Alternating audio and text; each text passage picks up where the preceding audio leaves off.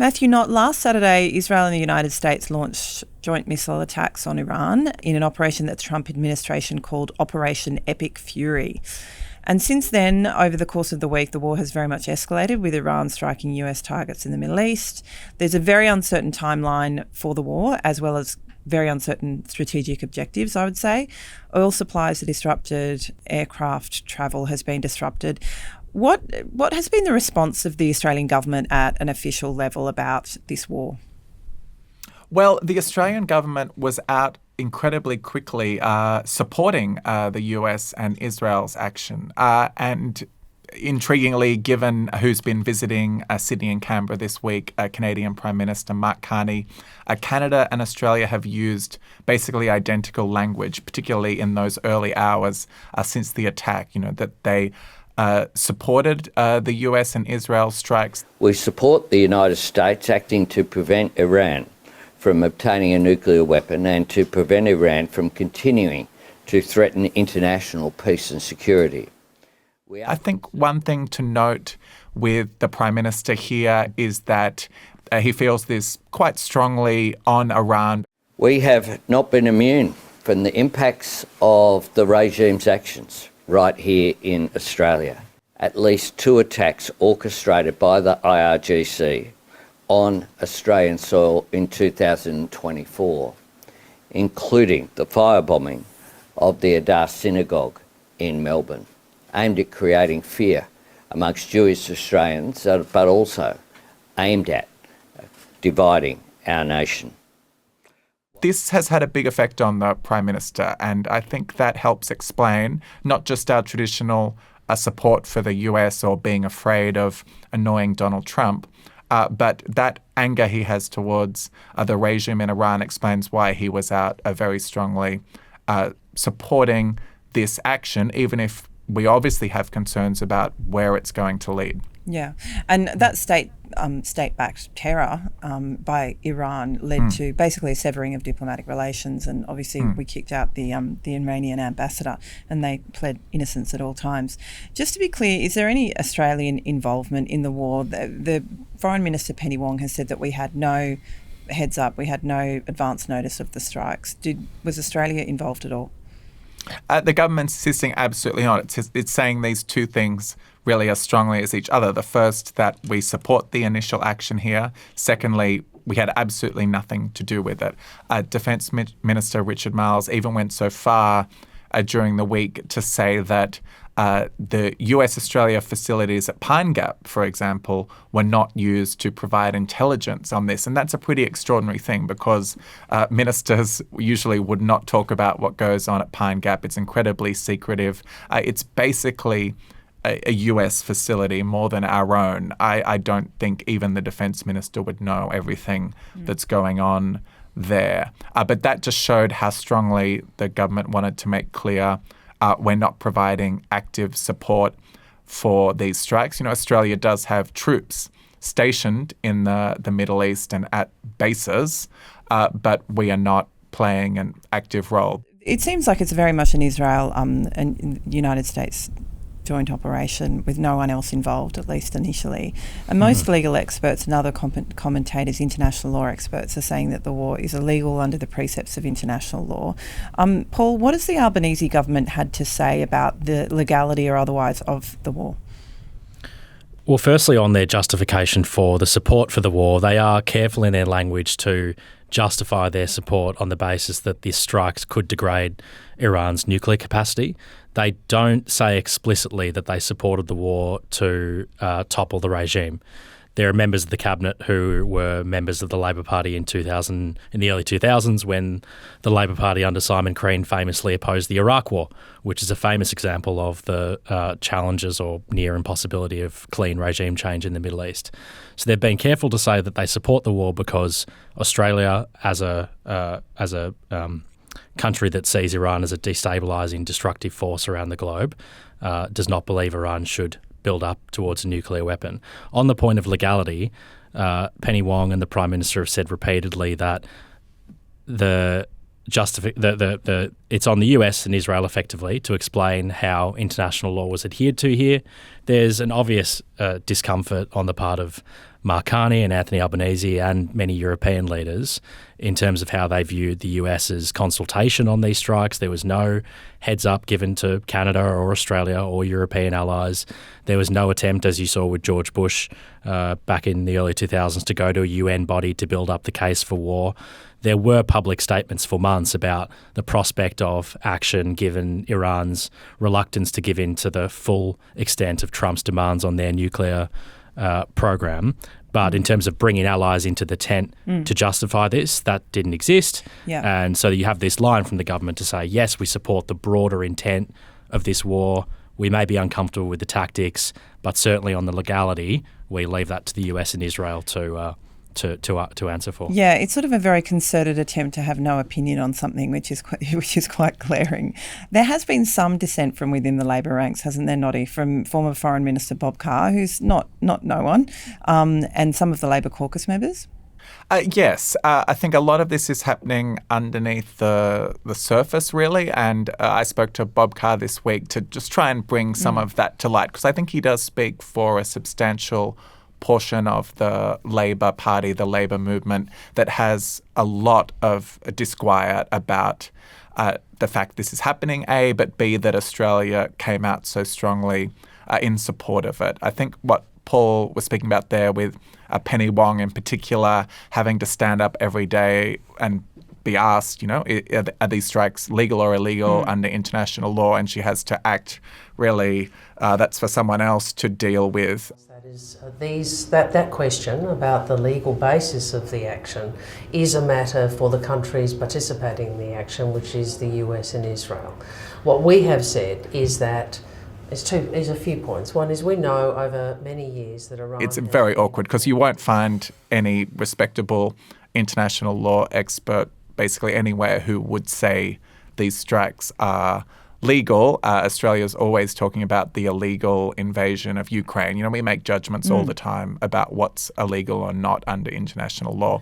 But she's just in this position where she can't say one way or the other, which makes her look pretty ineffectual on makes this her look a bit issue. silly. It makes them all look a bit silly because we all know what the truth is, Well, could I just make one more point on international law? I think it's worth pointing out that even though the government is clearly not trying to not weigh into that question, they are seeking to build up the case, the moral case for why this strike was justified without fully making specific claims that they support the way the US went about it. They've made the point repeatedly that this is a regime that's killed tens of thousands of people in recent months and has no legal standing as a legitimate government. They've talked about the terror attacks on Australian soil in an attempt to build up Australian public support for it.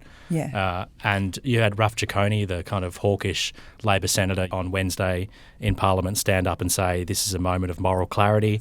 And this moment is for moral clarity. We stand against the brutal regime, we stand against nuclear proliferation, and we stand with the Iranian people. The Greens and some journalists in the ABC need to understand that the Iranian diaspora, this is Raf Giacone's point, the Iranian diaspora in Australia supports these strikes. So without going close to making the point that this does adhere to international law, they are, in a way, trying to say that there is a higher justice here. As you say, there's a moral case and a legal case, and I suppose they're quite two quite separate things.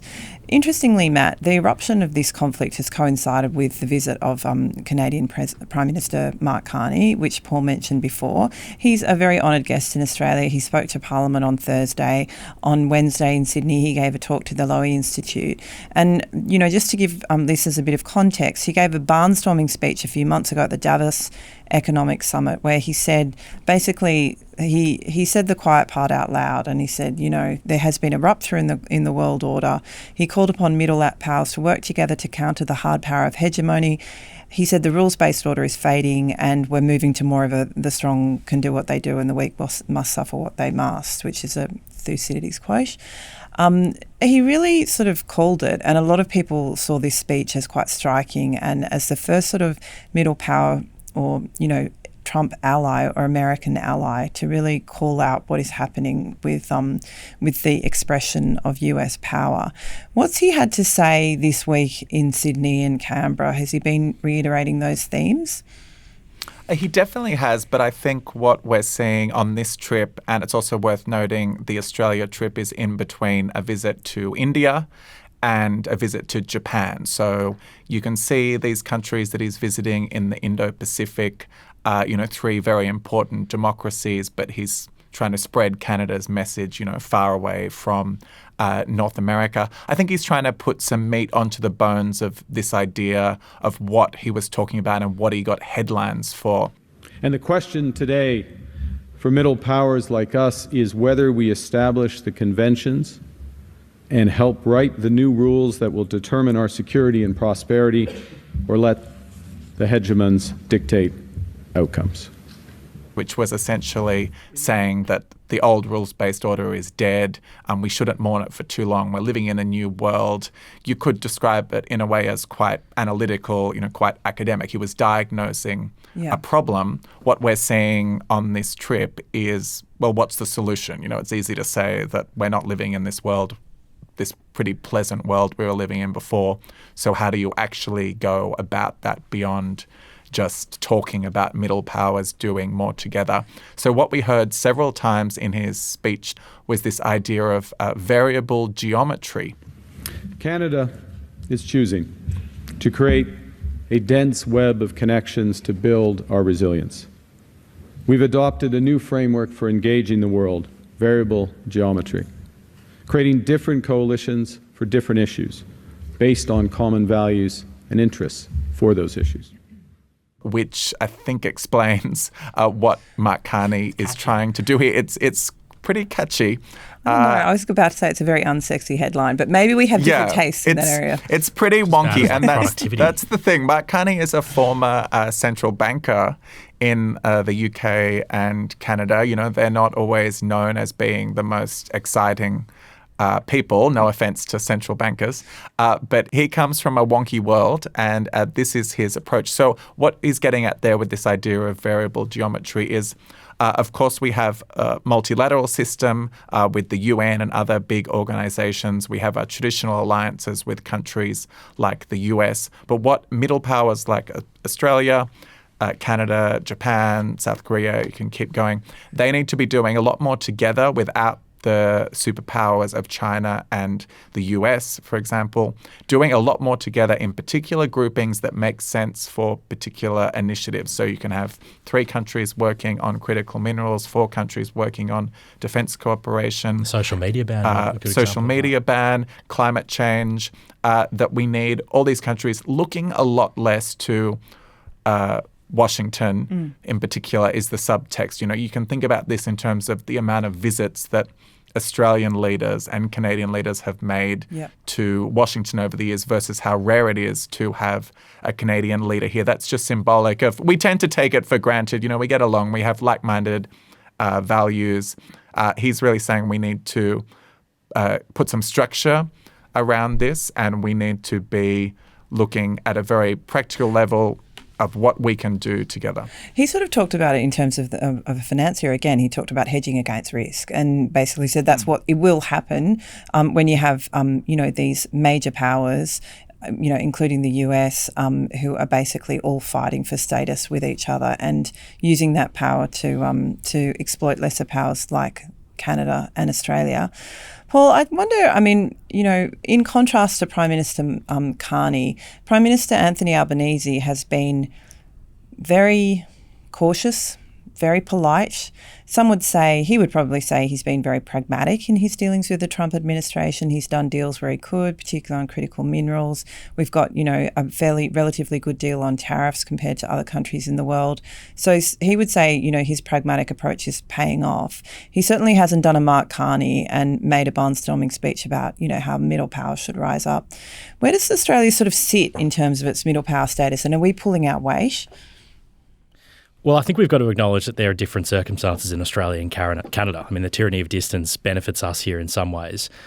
Carney came into power at an election around the same time as our election. I think it was in April last year, the Canadian one. And the months leading up to the Canadian election were characterised by this huge rupture between Canada and the US, where Trump started talking about Canada as the 51st or 52nd state, whichever the number is. He was on track to lose that election, Mark Carney. The Conservatives about to win, and Carney kind of took hold of this populist nationalist instinct to have a fight with the US for the first time in really modern history, and that was hugely successful. Australia has been largely left alone by the Trump administration, and there have been some small bouts, but the strategy here has been to not poke the bear, to remind the US administration of the huge security benefit of having Australia in its toe in the Asia Pacific, particularly in relation to the contest in the Indo-Pacific and with China. And people in the Albanese government argued that they have been making similar speeches to the one Carney delivered at Davos for months and years. I think that's a little bit facile because, yes, they have been talking about the multipolar world. They have been talking about re-engaging with Asia, and that's been demonstrated in its actions. But there's not been one standout speech from the Prime Minister which really captures the attention in the same way Carney has.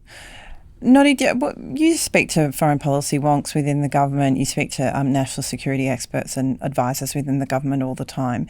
What is your sense of the strategy that that the Albanese government is bringing to its dealings with the Trump administration, particularly on sort of global affairs matters as opposed to trade and economic stuff?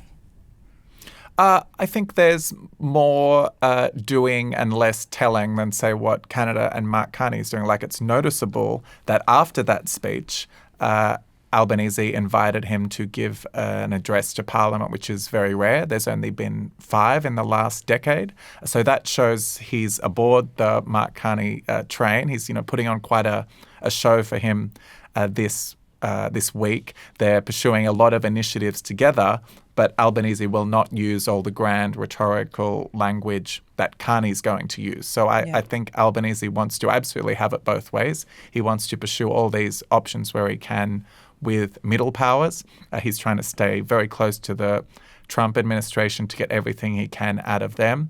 Something like AUKUS would be exactly what Mark Carney would be saying you don't want to get involved in, because it does put us in the Canadians have indeed been very, very sceptical and very cautious about AUKUS, Yes, because it is something that puts us in a subordinate position to the US. We're waiting years down the track to see whether they will actually give us these nuclear-powered submarines that we're going to be reliant on by then. So there are clear contradictions here, and what Albanese would say is that he's trying to balance them all against each other. There's no point in annoying our biggest security partner. Quite amazingly, he's still just left his offer to join the Board of Peace. He's just left him on red, really, and not given an answer, even though the whole thing is already holding meetings and the train's left the station, but we're just saying, we're giving it a think.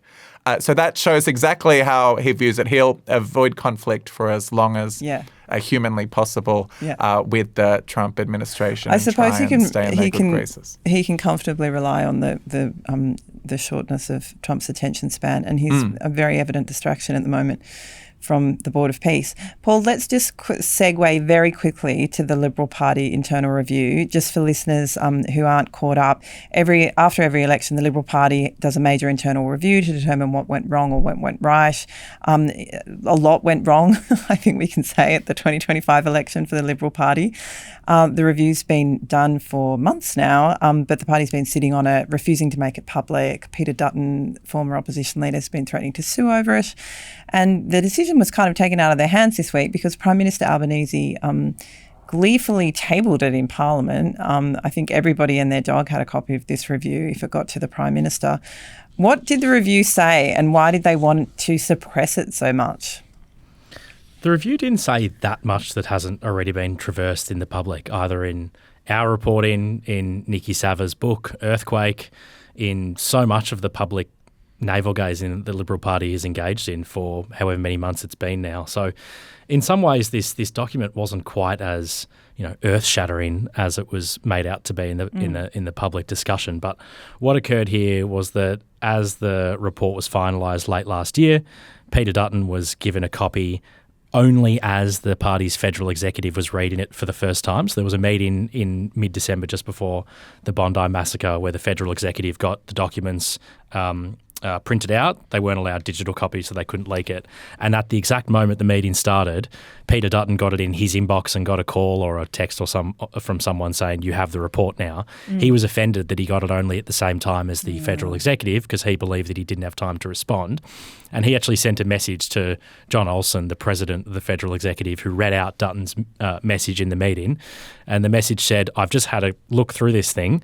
There are factual errors. There are defamatory comments about me. If this thing sees the light of day, I will engage lawyers. I've already started the process of engaging lawyers to stop this thing being made public." So from that moment on, it was tainted. Yeah. And he took issue to the kind of florid and in some ways really brazenly honest way he was described. It referenced candidates. What was florid about it? I thought it was pretty standard. I read it and it said that he was not attractive to women, which he took Which he's issue taken with. offence to and seems to have taken very literally, but I could imagine reading it as women did not want to vote for you, rather than in the physical sense. I read it that way as well. I don't know what business two sort of political party reviewers would have had making comments about his personal appearance. What's the sort of upshot from it, just quickly? Peter Dutton was upset, but it's all out in the open now. Will they just quickly move on? Is it just sort of, have the recommendations of the review actually been adopted? Just to circle back quickly on the Dutton offence, it wasn't just him who had the feeling after reading it that it was far too descriptive and honest. These reports are usually written in a very sober way so as to set a person to sleep.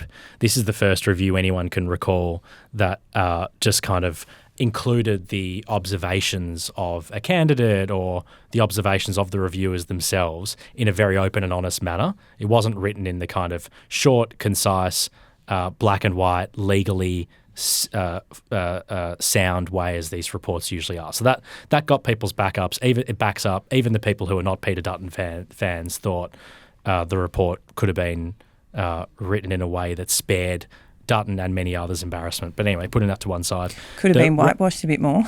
But I mean, it's not the party's.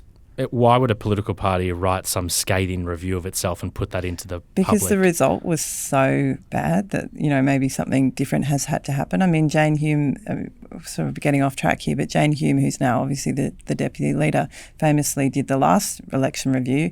Didn't work very well. None of the recommendations were taken up and they got a huge, bashing at the next election, which has almost put them out of business as a political party.